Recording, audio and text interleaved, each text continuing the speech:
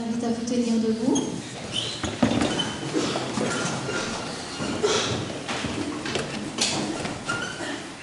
Lecture de Psaume 116, le verset 1er à 8. J'aime l'Éternel, car il entend ma voix, mes supplications, car il a penché son oreille vers moi, et je l'invoquerai toute ma vie. Les liens de la mort m'avaient environné, et les angoisses du sépulcre m'avaient saisi. J'étais en proie à la détresse et à la douleur.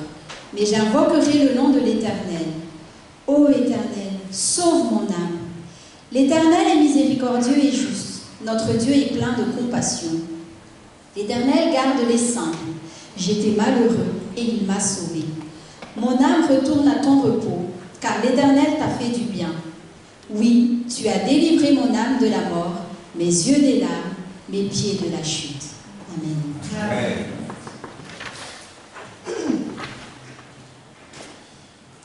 Chers frères et sœurs, chers amis, bonjour et bon sabbat. Soyez dans la joie et dans la paix du Seigneur. Ce jour est un jour de fête, un jour de célébration. Nous n'allons pas nous mentir et nous savons que parfois le quotidien peut être difficile, disons-le. Mais le Seigneur nous appelle également à nous exhorter les uns les autres, à nous réconforter. Et je souhaite vraiment que la paix du Seigneur soit sur vous, que nous puissions ensemble tout déposer à ses pieds et lui rendre la gloire qu'il mérite, parce qu'il nous a promis dans sa parole qu'il a déjà pourvu par avance. Il sait ce dont nous avons besoin. Nous allons donner le 95 de l'hymne des louanges. Mais je sais qu'en lui j'ai la vie, il m'a sauvé dans son amour.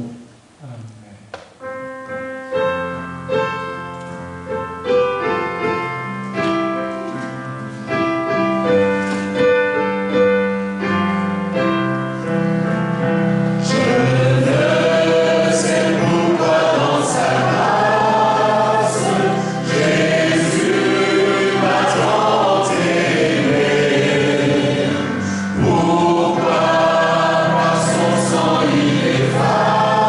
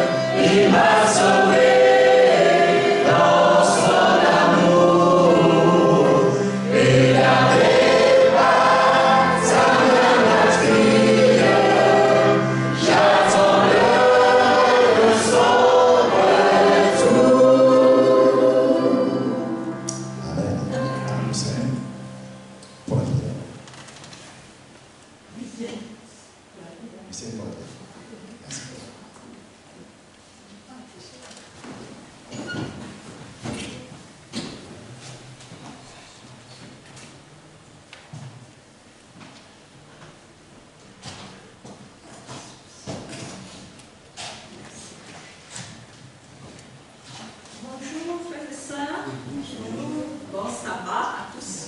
J'espère que vous avez passé une bonne semaine. Bon, avant la prière, je vais vous lire un texte que Paul a écrit aux Philippiens, chapitre 4, verset 4 à 6. Réjouissez-vous toujours dans le Seigneur. Je le répète. Réjouissez-vous, que votre douceur soit connue de tous les hommes. Le Seigneur est proche. Ne vous inquiétez de rien, mais en toutes choses, faites connaître vos besoins à Dieu par des prières et des supplications avec des actions de grâce. Et la paix de Dieu, qui surpasse toute intelligence, gardera vos cœurs et vos pensées en Jésus-Christ. Amen. Bon, aujourd'hui, nous avons beaucoup de sujets de prière. Bon, je vais vous les citer. Nous remercions, il y a d'abord les remerciements. Nous remercions le Seigneur pour la formation des secrétaires et des comptables qui a eu lieu un jeune dimanche dernier. Ça s'est bien passé malgré l'incident imprévu que nous avons eu au retour. Mais Dieu était au contrôle. Tout s'est bien passé. Nous sommes revenus sans problème. Nous remercions Dieu également pour la sortie de l'hôpital de notre frère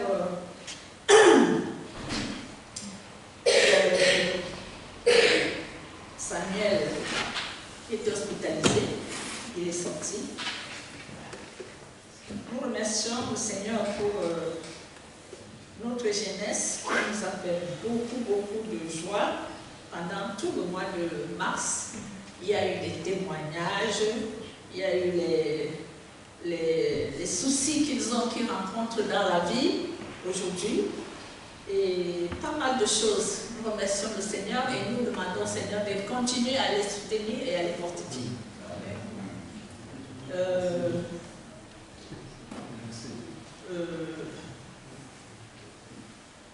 Nous avons aussi les sujets de prière. Il y en a beaucoup. Nous continuerons à prier pour nos jeunes, pour leur spiritualité, pour notre communauté, pour notre spiritualité à nous, pour notre sœur Nicole. On ne la voit pas depuis quelques sabbats. Puis aussi pour Mario, pour nos prochains baptisés, Cassie et Tracy, qui seront baptisés le 29 avril. Prions aussi pour la commission des nominations. Vous avez eu les noms tout à l'heure. Pour notre pasteur et sa famille qui sont à Bordeaux aujourd'hui. Et pour la liste des prières, nous avons Sylvain, René Loubria, Brigitte Garot, Robertine, Arlette Bonne-Maison, Pauline, une sœur de Lyon, Marthe, la famille Joyeux, merci, ils sont là aujourd'hui. Et s'il y a d'autres prières, bon, vous allez vous lever sur vos frères, vous mettre à genoux et je vais prier.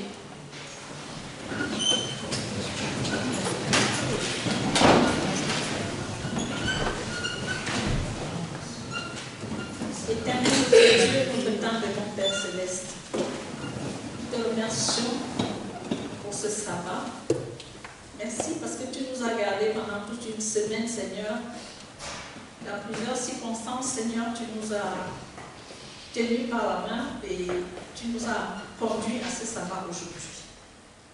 Béni sois-tu pour cela. Oui, Père, je te prie de recevoir tous nos frères ici présents ce matin qui sont venus avec leurs fardeaux, leurs multiples soucis, Seigneur, pour te les déposer ce matin afin que, Seigneur, tu allèges tout cela. En Jésus. Remplis-nous de ton Esprit Saint, Seigneur, et fais qu'en ce jour de sabbat, nous te mettons en premier, comme toujours, Seigneur. Et merci pour ta présence, parce que, Seigneur, sans toi, nous ne serions pas là. Merci pour le souffle de vie que tu nous as donné ce matin. Bénis tous ceux qui sont ici présents et toute la famille qui représente. Sois aussi, Seigneur, avec ceux qui ne sont pas là, Seigneur. Sois avec eux là où ils sont. Oui, Père, aide-nous à changer nos mauvaises habitudes, à changer nos caractères. Remplis-nous de ton amour, Seigneur, afin que nous soyons humbles, intègres, justes. Amen. Et conduis-nous, toi devant, toi derrière, toi à gauche, toi à droite, toi en haut, toi en bas, nous au milieu. Et participe à tout ce que nous faisons, Seigneur. Père éternel, à qui irions-nous dans ce monde, en ce moment troublé, Seigneur, nous n'avons que toi. Parce que tu as les paroles de la vie éternelle. Amen. Père éternel, aie pitié, sois avec nos jeunes. Tu sais les moments qu'ils traversent dans ce monde. Ils sont dans le monde, Seigneur, mais ne fais pas qu'ils soient du monde. Nous sommes dans un monde, c'est pécheur.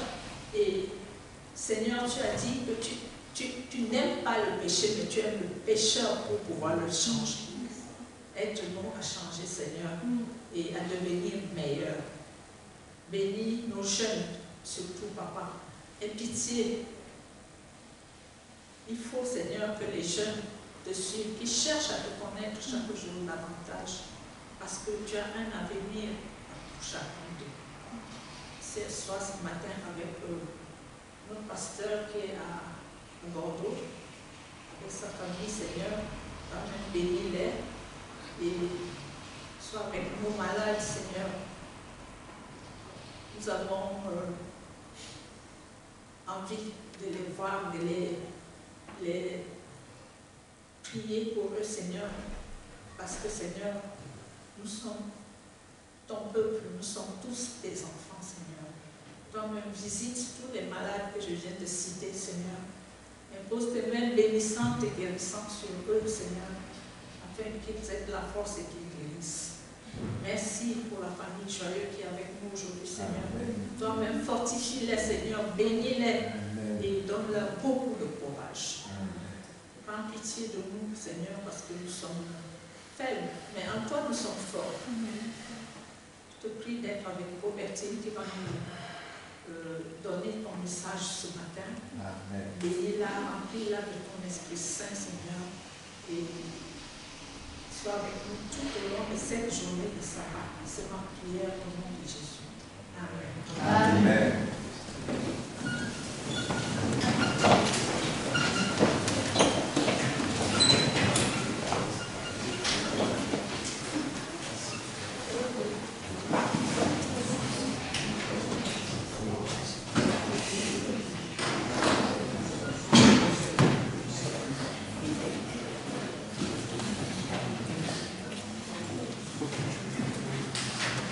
J'invite les diacres à se rapprocher, à se rendre dans les rangs pour le moment des offrandes. Nous allons donner le 348 du GEM. Nous apportons dans ta maison.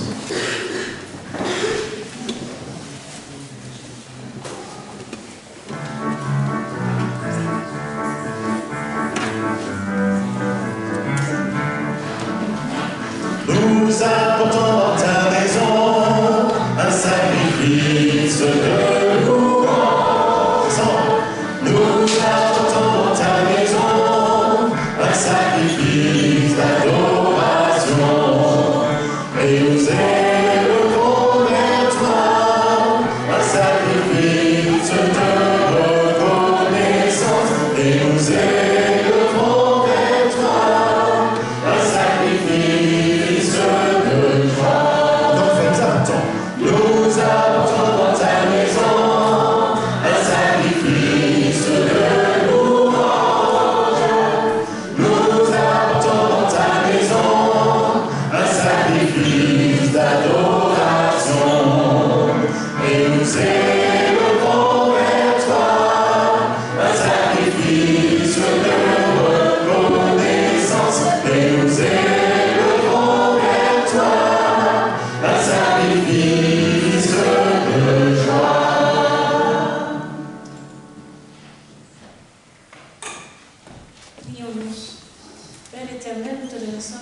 cette journée de sabbat. Merci de donner souffle de vie pour nous. Merci aussi, Seigneur, pour protéger-nous pendant une semaine et bien réunir dans la maison du Seigneur. Je demande, Seigneur, une offrande et des dîmes pour qu'il y ait bien fait dans l'œuvre, Seigneur. Et je demande aussi, Seigneur, bénis tout ce que l'on pas aujourd'hui pour qu'il y ait des bénédictions dans la semaine et donner le sabbat prochain. Et je demande, Seigneur, de protéger notre pasteur, mon don, c'est maman, et protège aussi les personnes âgées de notre Église. Au nom de Jésus, Fils béni, je te prie. Amen. Amen.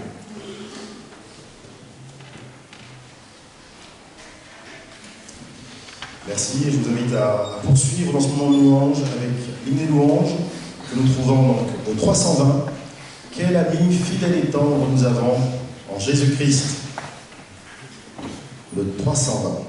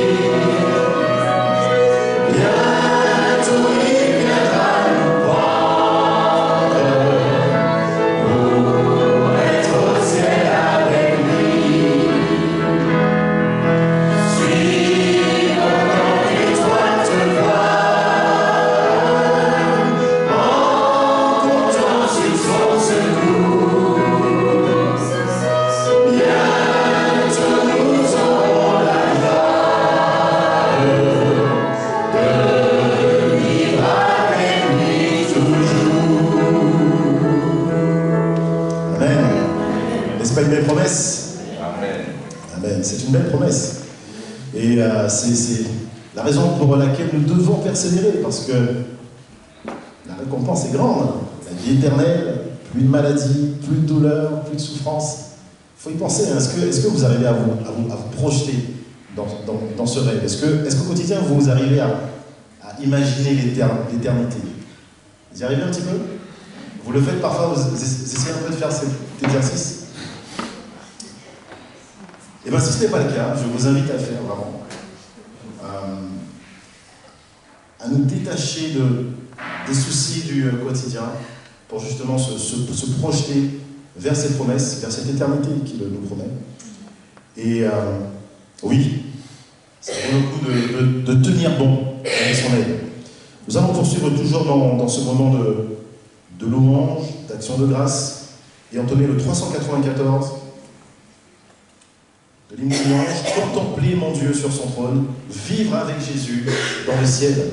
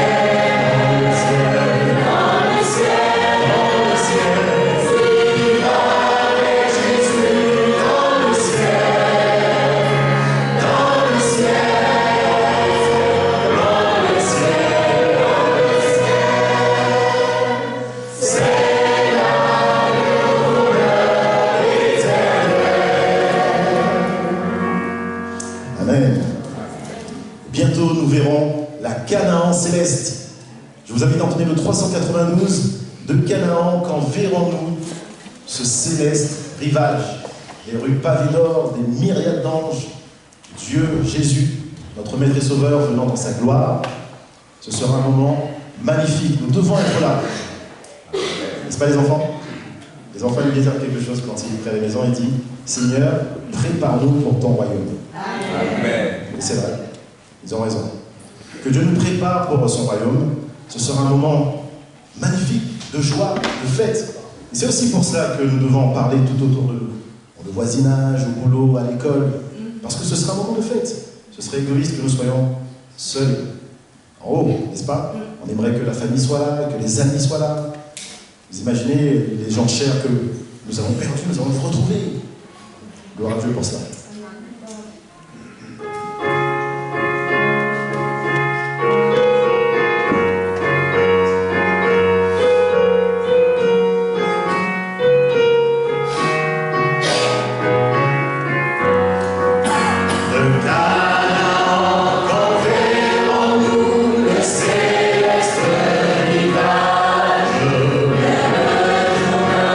Entendez-vous, Christ nous appelle.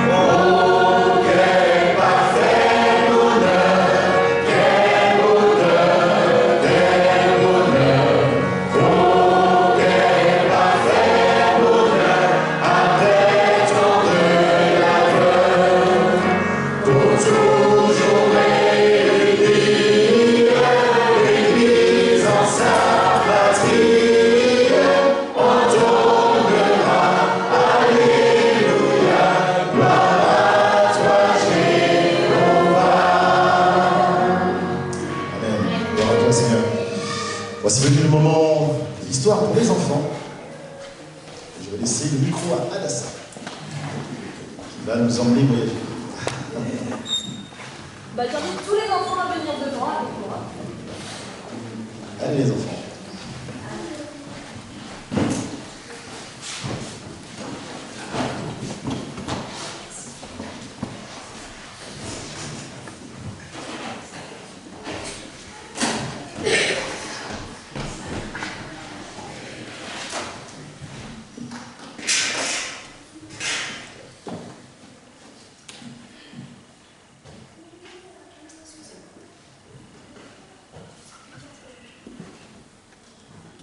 Bonjour. Alors, est-ce que vous avez passé une bonne semaine? Oui. Aujourd'hui, mon histoire s'intitule La parabole du crayon. Est-ce que vous savez ce que c'est un crayon? C'est ça.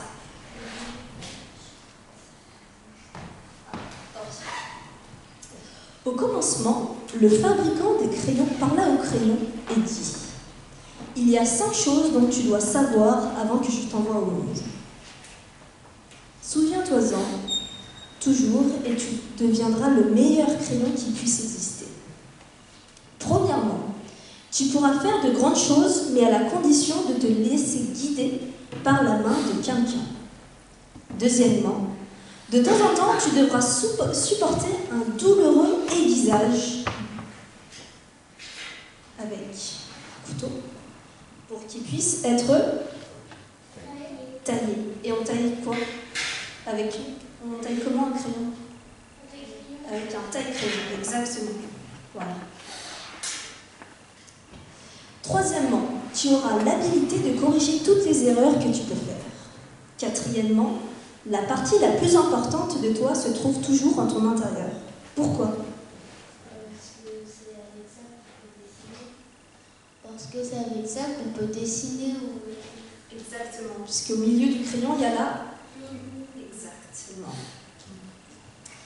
Cinquièmement, indépendamment des conditions, tu devras toujours continuer à écrire, laissant toujours un signe clair et lisible, même dans les situations difficiles. Le crayon écouta, promit de se souvenir et entra dans la boîte en comprenant pleinement les motivations de son fabricant.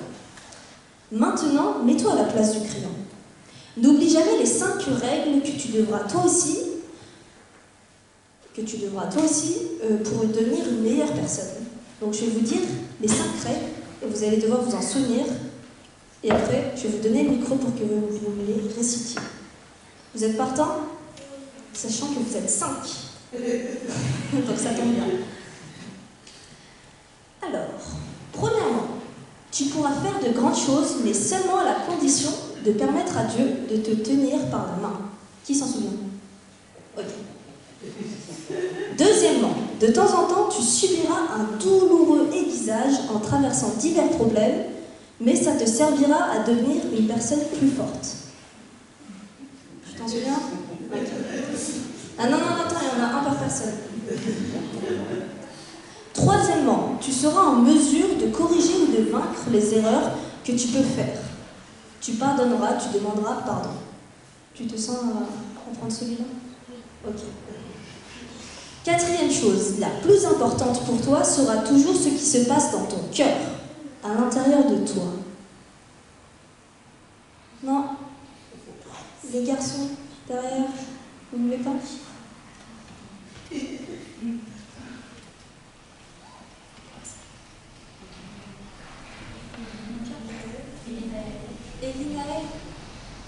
Elie, non? Oui. Tant pis. Bah alors, qui s'en souvient ici? Tu t'en souviens, mon grand? Le plus important, c'est ce qui se trouve dans ton cœur.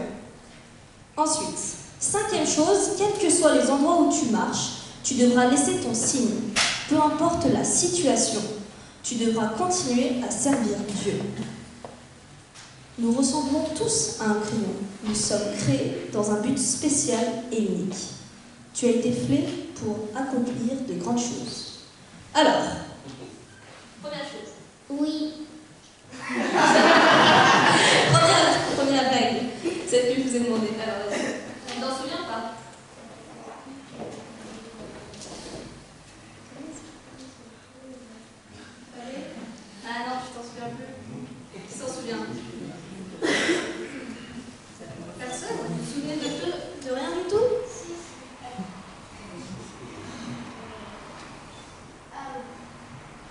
Je me souviens, pas la première chose, mais je me souviens que même si qu'il faut toujours laisser des traces après son message.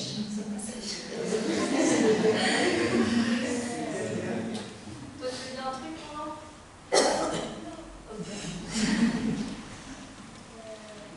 Est-ce que vous vous souvenez d'autre chose? La première chose. Vas-y. De ce qui se passe dans ton cœur, c'est le plus important. Ok. Est-ce que l'un d'entre vous doit bien prier?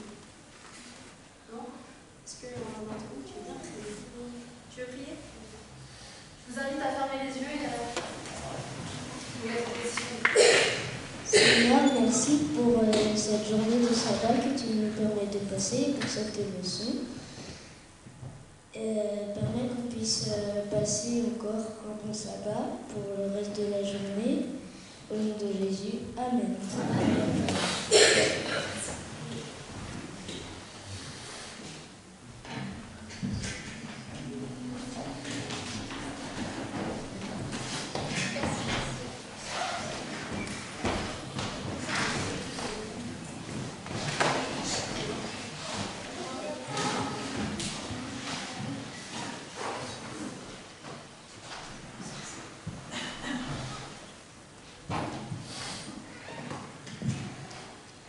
Je vous invite à prendre vos Bibles dans le psaume 100.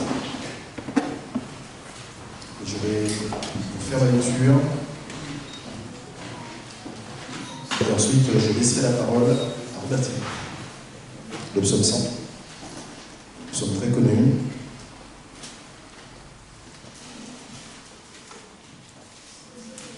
Psaume 100.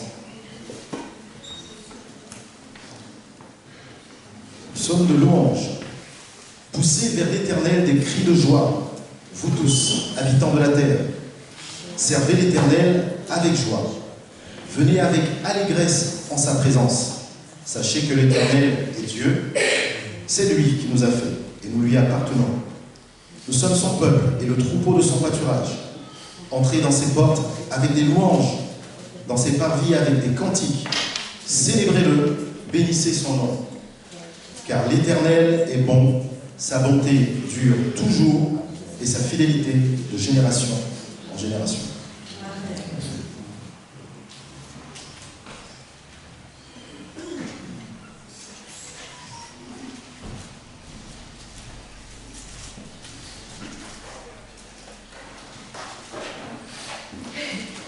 Bonjour frères et sœurs.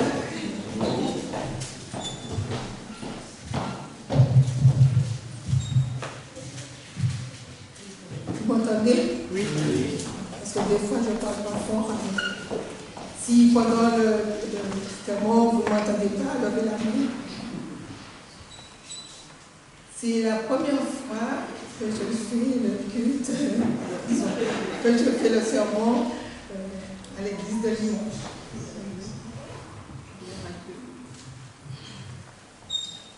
Et comme je suis secrétaire trésorière d'église, et des fois, on ne parle pas trop de la partie trésorerie, mais aujourd'hui, je vais pas parler de la partie trésorerie, parce que pendant tout le trimestre, on a eu des leçons dessus, savoir tout ce qui se passe et tout. Et je vais juste vous rappeler ce que le Seigneur m'a permis de garder dans tout ce qu'on a fait pendant le trimestre. Alors je vais vous demander d'écrire la tête. Père éternel, me voici devant toi. Je te remercie de te servir de ma bouche pour nous parler et nous faire comprendre ce que tu veux nous dire ce matin. Merci que ton Saint-Esprit me guide et nous éclaire. Au nom de Jésus. Amen. Nous savons que tout vient de Dieu. Parfois, nous faisons de mauvais choix de vie ou nous partons dans une mauvaise direction. Nous gérons plus ou moins bien notre temps. Nous dormons peut-être ou pas assez.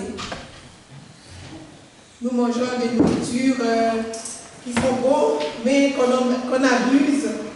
Ou des fois, on ne mange pas suffisamment pour nous tenir en forme. Et des fois, nous consommons trop de médicaments ou pas assez. Dieu nous invite à trouver en lui l'équilibre qu'il faut pour que la gestion de notre temps, de notre énergie et notre capital vie soit à la hauteur de ses capacités, de tes attentes, de ses attentes, pas de ses capacités, de ses attentes. Souvent, nous pensons que Dieu a perdu son pouvoir. C'est vrai, des fois, on se dit, on ne voit pas les choses avancer. Et nous galérons dans la vie comme des personnes qui n'ont pas de Dieu. Nous manquons de paix alors que notre Père Céleste est boulanger. Nous avons soif, nous mourons de soif alors que nous sommes près de la source d'eau vive. Nous allons prendre Psaume 81, verset 11. C'est la première personne qui nous retrouve aujourd'hui.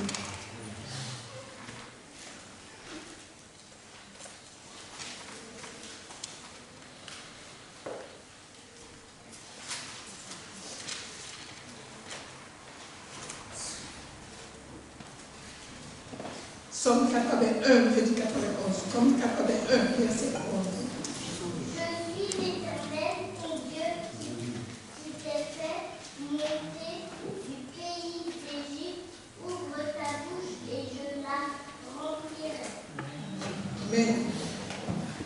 Alors notre Père Céleste nous dit qu'il est là, il nous accompagne, et il suffit qu'il vienne à lui pour qu'il puisse nous remplir.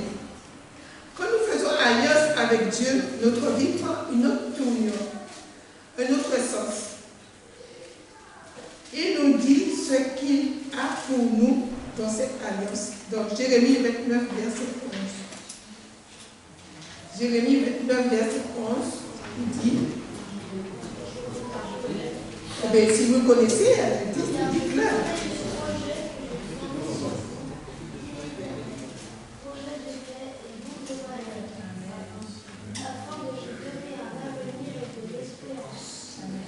Amen.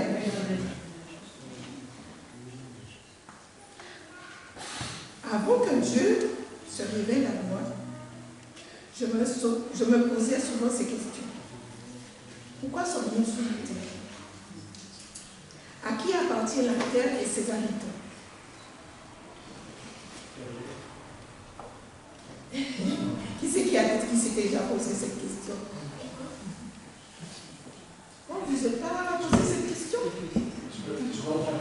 La question, pourquoi sommes-nous sur la terre? Pourquoi sommes-nous sur la terre et à qui appartient la terre et ses habitants? Et nous avons la réponse dans le psaume 24, versets 1 et 2. Et en plus, tout à l'heure là, Jean-Pierre nous a lu le psaume 100. Alors on va reprendre tout ça. À l'Éternel la terre et ce qu'elle renferme, le monde et ceux qui l'habitent, car il a fondé sur les mers et affermi sur les fleuves. Alors nous voyons que tout appartient à Dieu. Et dans le psaume, comme on a lu tout à l'heure, du verset 2 au verset 5, il dit, servez l'Éternel avec joie, venez avec allégresse dans sa présence. Sachez que l'Éternel est Dieu. C'est lui qui nous a fait et nous lui appartenons. Nous sommes son peuple, le troupeau de son pâturage. Entrez dans ses portes avec des louanges, dans ses parvis avec des cantiques. Car l'Éternel est bon, sa bonté dure à toujours et sa fidélité. Amen. Si auprès d'une compagnie d'assurance de vie.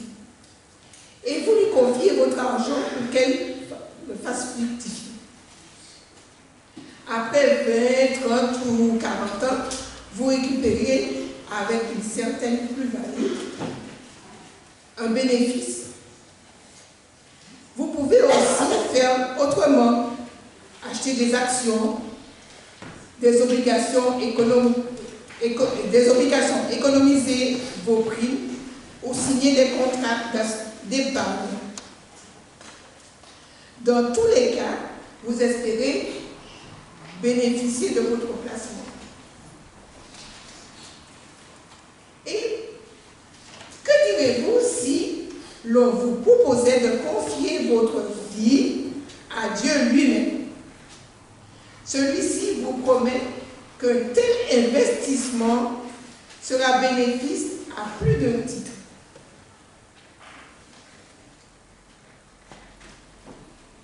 Ésaïe 43, verset 1 nous dit: ainsi, parle maintenant l'Éternel qui t'a créé, ô Jacob, celui qui t'a formé, ô Israël. Ne crains rien, je te rachète. Je t'appelle par ton nom, tu es à moi. Alors, Dieu nous dit qu'on est à lui, mais là, il nous demande de confier notre vie, de lui confier notre vie. C'est un peu bizarre quand même. On est à lui et il nous demande de nous confier notre vie.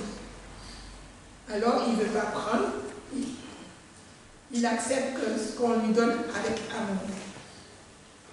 Et dans Proverbe 3, verset 7 à 8, ne sois pas sage à tes propres yeux. Que l'Éternel ait détourne-toi du mal.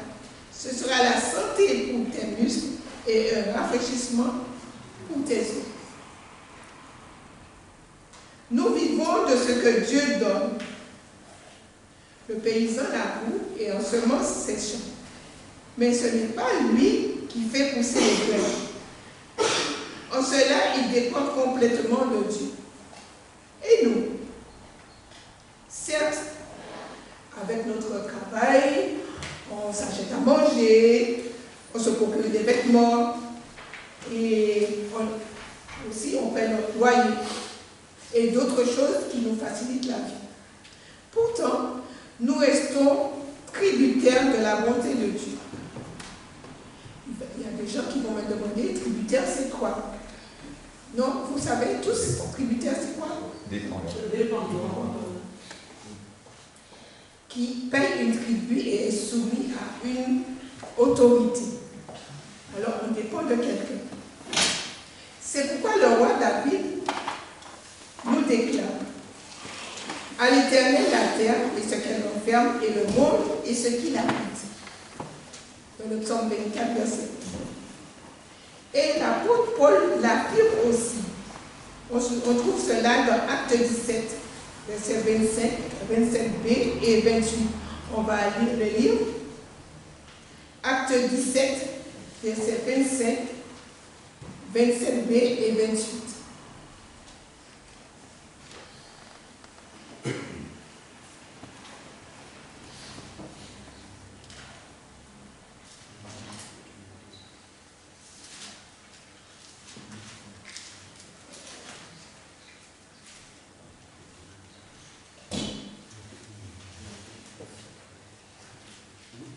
Si vous avez trouvé, vous pouvez le lire. 27 et 28. Acte 17, 25, 27b et 28. Il est servi par des mains humaines, comme s'il avait besoin de quoi que ce soit, lui qui donne à tous la vie, la respiration et toutes choses.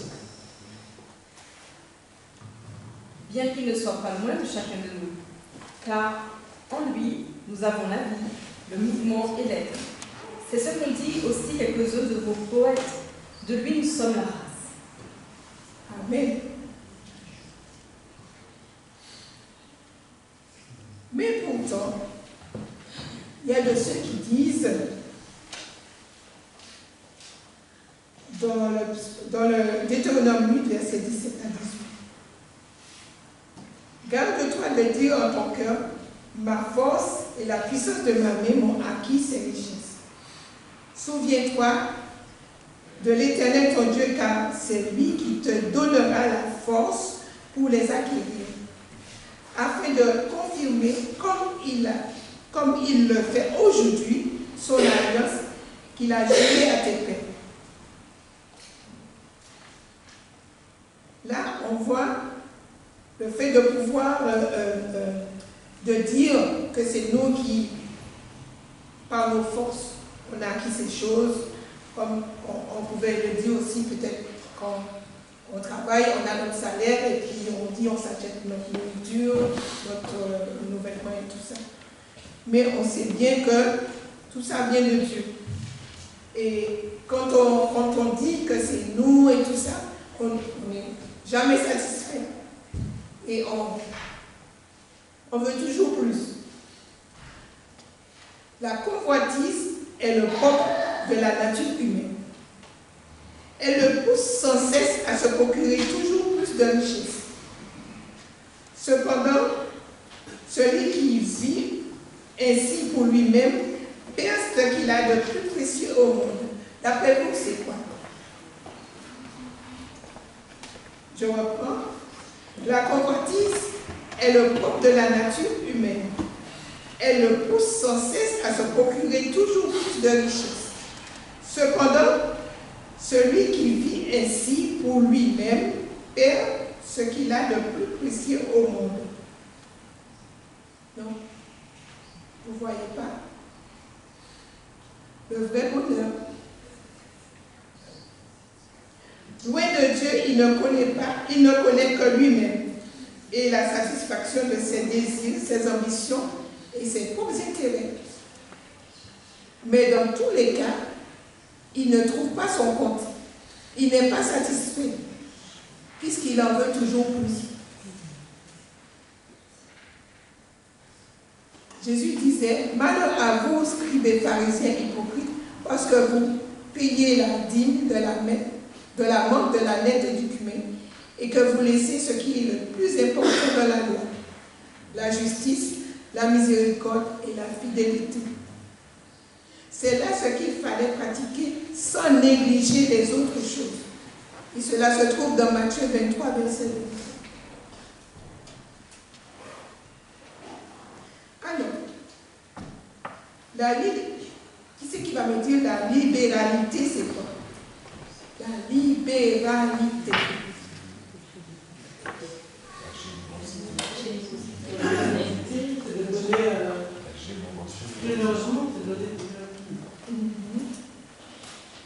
Alors, je suis allée sur YouTube pour avoir la version, pas YouTube, Google, pour avoir la version. Alors, il nous dit, la libéralité est l'acte par laquelle une personne dispose à titre gratuit de tout ou une partie de ses biens ou de droits au profit d'une autre personne. Et ça, est-ce que ça vient naturellement? Non. On nous dit aussi, la libéralité, au contraire, est une qualité divine.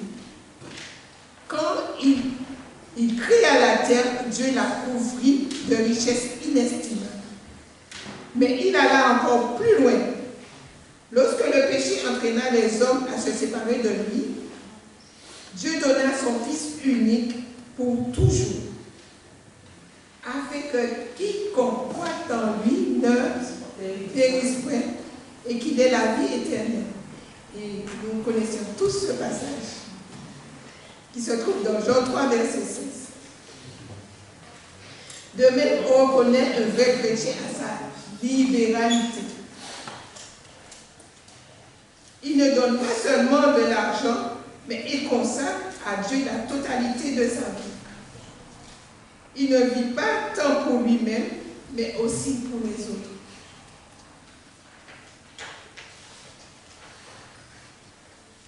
Il est attentif à ses besoins, il est attentif aux besoins de ses semblables et s'empresse d'y répondre. C'est son désintéressement et sa générosité qui le rend heureux. C'est vrai ça? Ah si, il m'a dit oui. Voilà, mais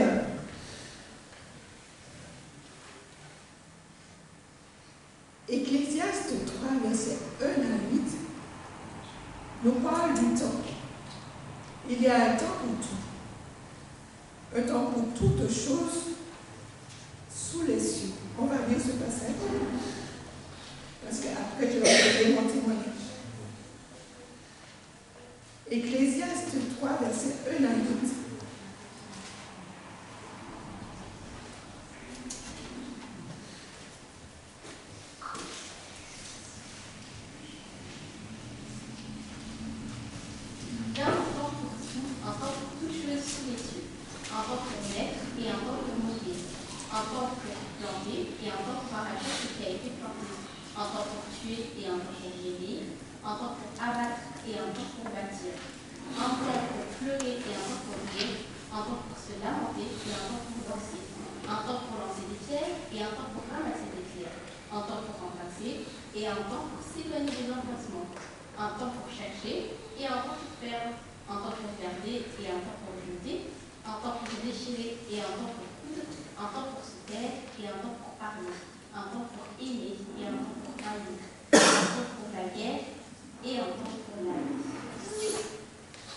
Et moi, je voulais un temps pour être en intimité avec Dieu. Il y a un moment dans ma vie où j'ai écouté beaucoup les sermons du frère Emilio Necli. Je ne sais pas si vous connaissez. Emilio Necli. Qui c'est qui connaît Emilio Necli? C'est un frère qui a donné sa vie à Dieu et qui passait du temps avec lui. Et quand j'écoutais ça, il me donnait l'envie de passer du temps avec Dieu. Et je disais à Dieu, tu vois bien quand j'arrive le soir, je finis de faire ce que j'ai à faire, et je prends ma Bible pour le lire, et je lis une fois, je comprends rien. Je lis une deuxième fois, je comprends rien. Une troisième fois, après je m'endors. Et je dis, Seigneur, je veux passer du temps avec toi. Alors, on fait une alliance.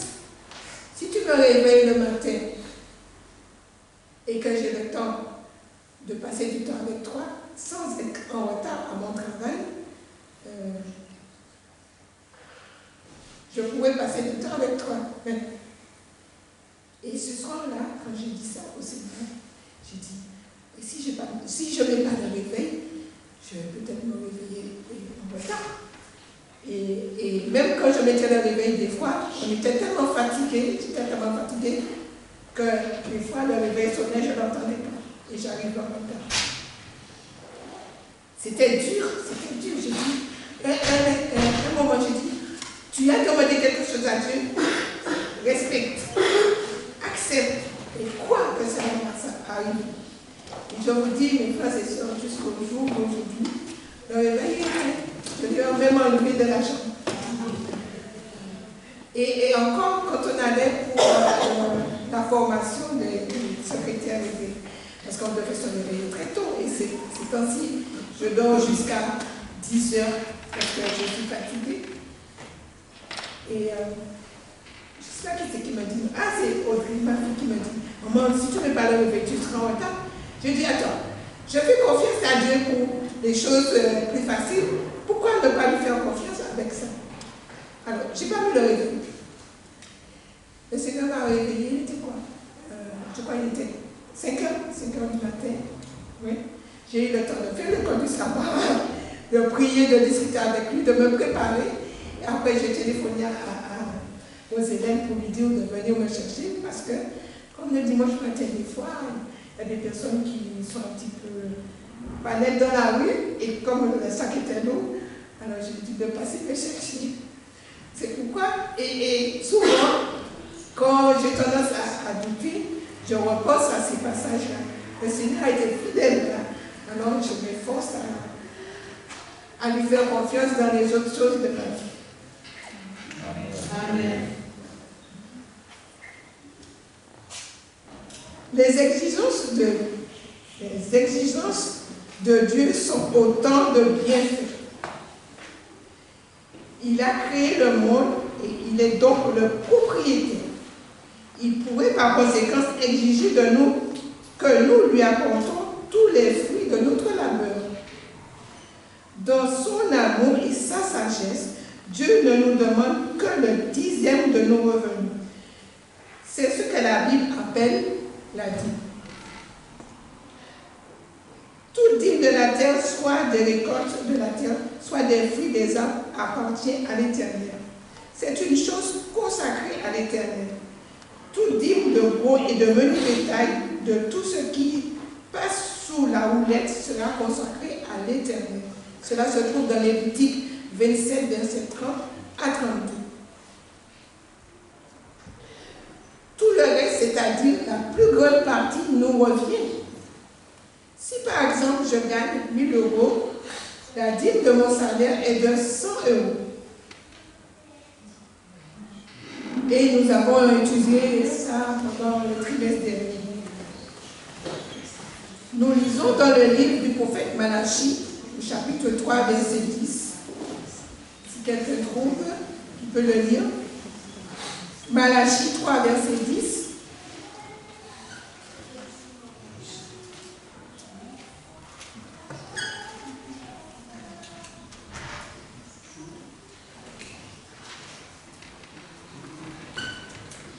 Apportez à la maison du trésor toutes les dîmes, afin qu'il y ait de la nourriture dans ma maison.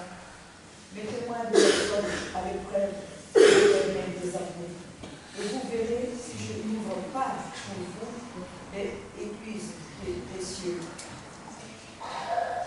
Si je ne répands pas sur votre la bénédiction à l'abondance. Cette exhortation adressée à l'ancien d'Israël reste valable aujourd'hui, de même que la promesse qui l'accompagne. En vérité, si nous confions à Dieu notre vie entière, nous lui confions aussi notre argent. En retour, il nous accordera ses plus riches bénédictions. Celui qui verse, qui rend sa dîme à Dieu, de bon cœur, en éprouve de la satisfaction et de grands bienfaits. Ce don régulier possède une valeur éducative parce qu'il nous oblige à lutter contre l'un des plus grands défauts, l'égoïsme. C'est pourquoi dans Timothée 6, verset 10, il nous dit « L'amour de l'argent est de tous les maux. » Merci. A contrario, lorsque nous donnons, nous reflétons l'amour de Dieu. Lorsque nous donnons, nous reflétons l'amour de Dieu. La dîme appartient à Dieu et doit être utilisée pour son service. Ne savez-vous pas que ceux qui remplissent les fonctions de sacrées sont nourris par le temple? Que ceux qui servent à l'autel ont part à l'autel? De même, le Seigneur a ordonné à ceux qui annoncent l'évangile de vivre de l'évangile. Nous lisons ça dans 1 Corinthiens 9, versets 13 et 14. Et Matthieu nous dit aussi,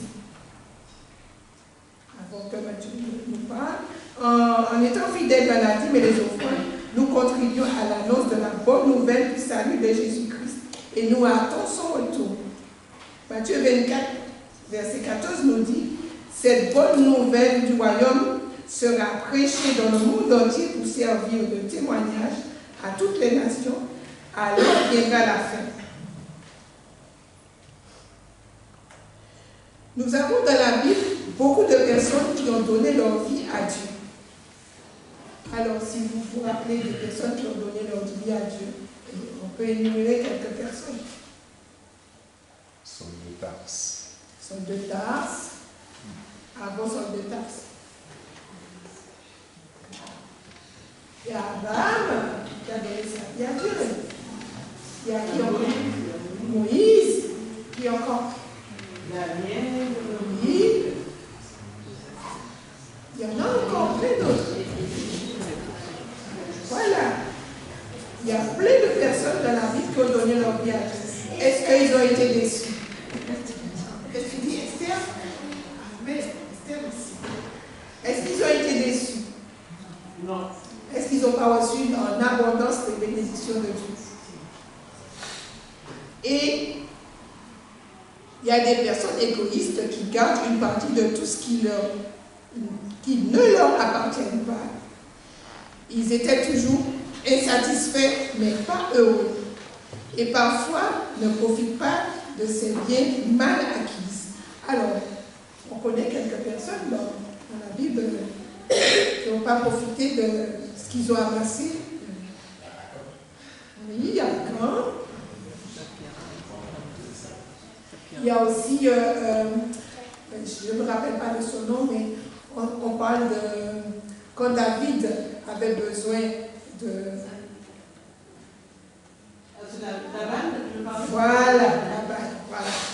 Il y a aussi celui qui avait beaucoup de récoltes, qui a amassé dans son bonnet, qui a dit que j'ai eu beaucoup de choses, alors réjouis-toi. Et qu'est-ce qui lui est arrivé à la fin? Voilà, il a perdu. Alors, et Josué nous dit, moi et ma maison, nous servirons l'Éternel. Josué a choisi et nous. Amen.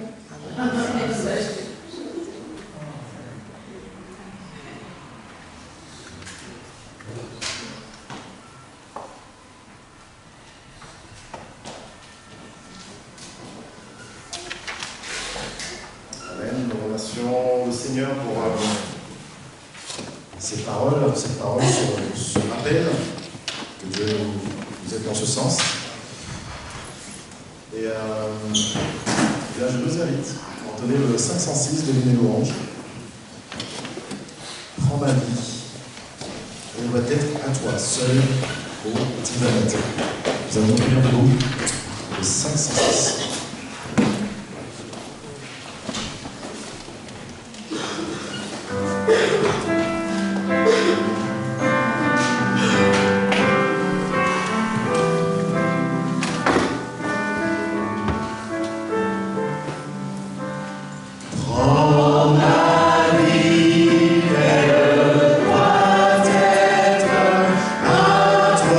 Seul, au divin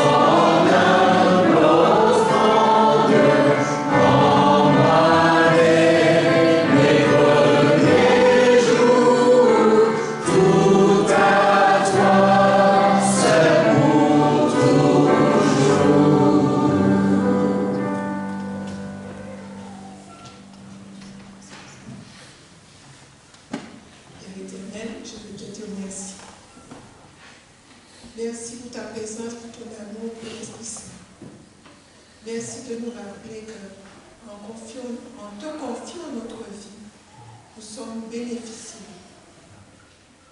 Et Père, permet que nous ayons toujours l'envie d'être avec toi, de recevoir ce que tu nous donnes, d'accepter, Seigneur, tout ce que tu fais pour nous, parce que tu nous as dit, tu sais qu'est-ce que tu as prévu pour nous, des projets de joie et non de malheur. Père, merci. Merci pour ton amour pour chacun de nous ici présents. Et permet que nous soyons toujours en communion avec toi, que nous puissions toujours te donner, car tout t'appartient. Et ce que tu nous donnes, Seigneur, est plus que ce que nous pourrions espérer. Que ta volonté soit faite dans nos vies, comme disait ce chant. Que nous puissions être heureux de t'appartenir. Que toute gloire et tout honneur te reviennent au nom de Jésus. Amen.